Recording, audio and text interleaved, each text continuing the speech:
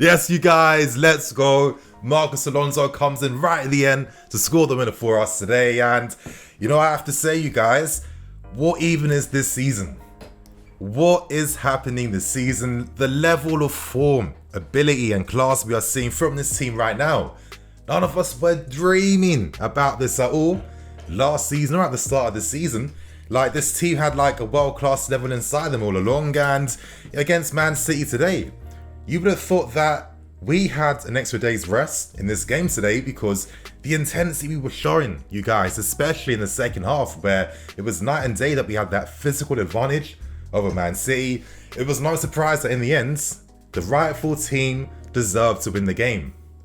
Wow, I'm telling you guys, I tweeted this earlier, but I'm saying it again. Tuchel's gonna make it a hat trick of victories against Guardiola this season. I'm seeing it, you guys. You know, we're seeing Pep playing a back three system against us just to cope because he knows that against Tuchel, he has met his match.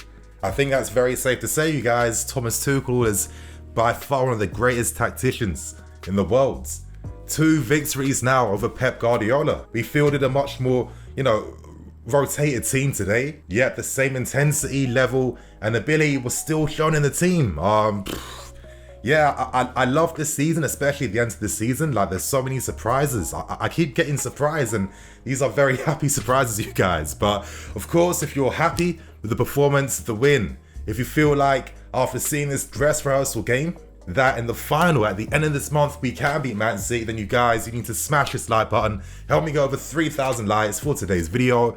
And now, we start with things by looking at the lineup that Tuchel fielded. Now, I think after the amount of work rate we put in against Real Madrid, it made a lot of sense that there was going to be some rotation and players were going to be rested. I think that's the main reason why Mason Mount wasn't even in the team. And it was actually quite nice to see Livramento part of the squad today. You know, this season, Livramento has had a great one personally, and you know, it's nice that Tuchel is looking at what we have in the club. You know, I do personally feel that Livramento could be an excellent long-term player for the team. You know, his pace, it kind of reminds me of like Michael when he goes forwards. Incredible player, super fast, so good, and let's hope that, you know, at some point in the season, he might even get some game time. But of course, you guys, we saw Ziyech, Pullover, and Werner up front, and I think that kind of told us what the game plan was going to be. You know, we were looking to stretch Man City today. We were looking to use Timo Werner, making diagonal runs between the centre backs. You know,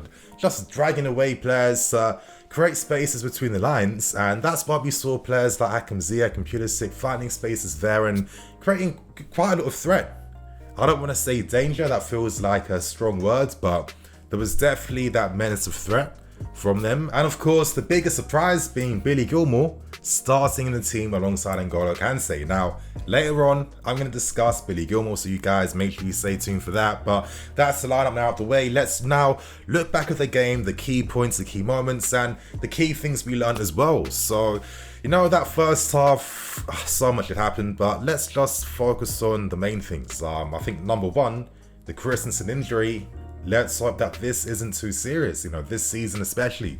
The second half, Christensen is playing his best football for us. Very unlucky in that moment against Man City to slip in that decisive moment, but it seems like that was a lot more severe than we first thought, and no surprise that Man City took advantage of that. Jesus playing the cut back to Aguero, who kind of messed it up, and then Sterling actually scored the rebound. And, you know, right after that, Man City had the opportunity to basically seal the title today. But what happens, you guys? Overconfidence rears its ugly head, and Aguero, one of the most embarrassing penalty flops I've seen for a while. I don't know what he thought he was doing against Mendy, but Mendy's not that goalkeeper, man. I don't know what you were thinking, what got you that gas to even attempt something that bad. You know, I felt like after that moment, that was when Man City knew, okay, we've kind of blown it in this game today, because now we can discuss the second half, and that's when we really start to just up our tempo even more against Man City. I thought in particular we were playing vertically a lot better and a lot faster.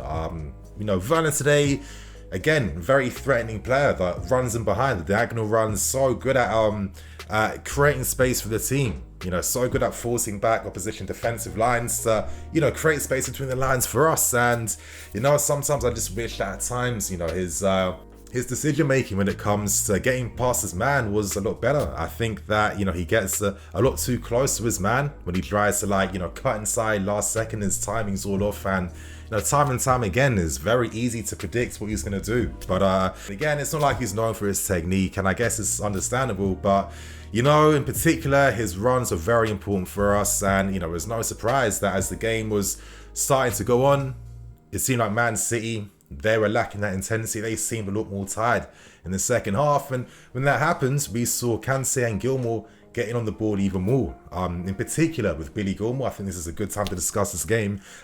What I really love about his performances when I see him play is that, you know, he constantly is like learning as he's playing.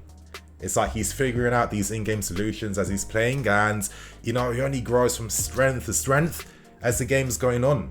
The way he ended this game was exceptional, absolutely dictating things and, you know, making Rodri look like a fool at times. But, you know, the promise that he has, it's nice that Tuchel gave him this game today to start. You know, this was still, you know, a game of significance, and, you know, with Billy, can't take it personal because it's right now. You know, when Kova, Jorginho and Kante are playing at such a ridiculous level, it's hard for most midfield players to actually get into this team. But, you know, the way he was just controlling the tempo, you know, playing some great passes between the lines, you know, seeing his close control in tight areas, you know, when you think he's going to get closed down and pressed from one side, he's, you know, his vision and reading of the game is exceptional. It's like he always has like a yard of space around him because, you know, he just really maximizes what he does in the field. And this is a big performance from Gilmour. Let's hope that he can get some more game time. Let's hope that Tuchel will do that now. But, you know, what was interesting in this game in midfield too was the fact that Kante got subbed off for Jorginho. Now, I was a little bit surprised at the time, but then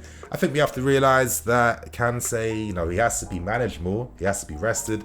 That's one of the main things behind why he has been breaking down so much. And that's one of the things I love that Tuchel's done. You know, he can confidently afford to leave Kante out this team just based on how strong the system is. So, you know, credit to all the players and to Tuchel especially. But anyway, you guys, we continue on, and in that second half, we were starting to create a lot more chances. We were winning the second balls a lot higher up in City's half. In particular, the most decisive one was the ball one from Rodri. Now, you know, as I was saying, it felt like City were a lot more tired compared to us, and for me that's amazing because that tells me that we have that, you know, physical advantage against them when it comes to that Champions League final. But anyway, Reece James, he gets on the ball, plays a cut back to Ziyech, and then Ziyech, exquisite first touch, exquisite shot outside of his foot, bottom right corner, incredible goal. And that's what Ziyech is all about, baby.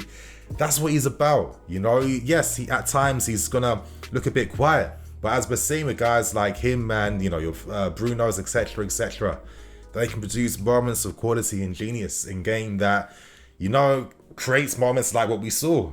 Great goal, and I like that Ziyech has been ending the second half of the season quite strong. And let's hope that next season we can see even more from what this maestro can bring to the team, you guys. But after that goal went in, honestly, the chances we were creating were absolutely crazy at times. And, you know, it kind of got me thinking about Werner a little bit. It got me thinking, okay, you know, there's moments where if we had that traditional number 9 that you feel confident in these like 50-50 battles in the air, or trying to, like, you know, nick in front of the defender to get on at the end of a cross, that we'd open up new creative opportunities and possibilities to score. And, you know, I was thinking about this when Reece James, who, you know, in this game, especially as it was going on, you know, he started off a little bit rusty. As it was going on, he absolutely had Mendy in his pocket completely, just bombing forward for fun. It was, you know, this guy, 20 years old, we keep forgetting that. But there was this one moment where he played a great ball inside the box. You know, Werner was in between both Diaz and Laporte, and, you know, I was thinking, like, if this was like a Costa or a Drogba, you feel confident that, okay, this is a great area where we can score from. So, you know, no surprise why getting the number 9 is, you know, such a needed thing for this team for next season. I personally think so because, you know, I think Werner is better operating from deeper, to be honest. But anyway, you guys, you know, as I was saying, one of the most frustrating things about this game was our decision making in the final thirds. I remember moments from Marcus Alonso. You know, he could have played in Timo Werner for a counter-attack. Instead, he tries to go for an audacious lob from like some acute angle that was not needed at all. You know, we were seeing wrong passes being made in the final third. You know, maybe not enough conviction with runs being made too. I was still seeing Werner's runs not being found as well. I'm not seeing enough improvement when it comes to that. Let's hope we do eventually see that for you guys. But you know, it was funny because in the end, it didn't really matter. You know, I was getting frustrated as hell, but I guess it was that frustration that kind of helped us out in the end. Now, before I even talk about Marcus Alonso's winner for us, I got to talk about Hudson-Odoi. Now, yes, you know, he comes on, replaces Ziyech, has about 20 minutes left in the game, and you know, when you're playing for clubs like us at this level, you need to take every moment you get. And for me, when Callum plays on, he always creates a positive attacking moment and danger for the team. And you know, he was receiving with his back to goal in the half spaces, receiving, looking to turn, run at his man, run at Aki, and you know, looking to create a lot of danger against us. You know, he had a good shot that was saved, and his most important action was a lovely reverse ball with the outside of his foot to find Timo Werner in behind, who then plays a cutback which was destined to find Hudson-Odoi, but Alonso was there, and luckily the ball just scooped and deflected off someone to find itself in the back of the net, and that was it, you guys. We made it 2-1 against Man City, beating them again, and you know, beating them in a very confident and convincing manner. Now, this season, the only frustrating thing I've hated has been from the media, in the sense where it's like, when we claim these bodies, or we're claiming the bodies of these big teams, they act like, you know, it was a fluke or the big team just wasn't at their best, and kind of diminish our wins against them. I don't know, you know, we've been collecting bodies and bodies and bodies, you guys. I don't know when we're eventually going to get our credit, but it has to come. It has to come now. I wasn't even expecting this win today. I went for a 1-1 draw, which I thought would be a fair reflection. But you know, as I keep saying, this team keeps positively surprising all the time. And you know, this was the win I was hoping we could get, because this now gives us that psychological advantage when it comes to the final, you guys. So let's go. Great from the team, great from Tuchel, great from the players. I'm going to release the player ratings video soon, you guys, so stay tuned for that. And on that note, I'm Nini FC. This is Blue Lines TV. I'll catch you guys later with some more videos. Cool.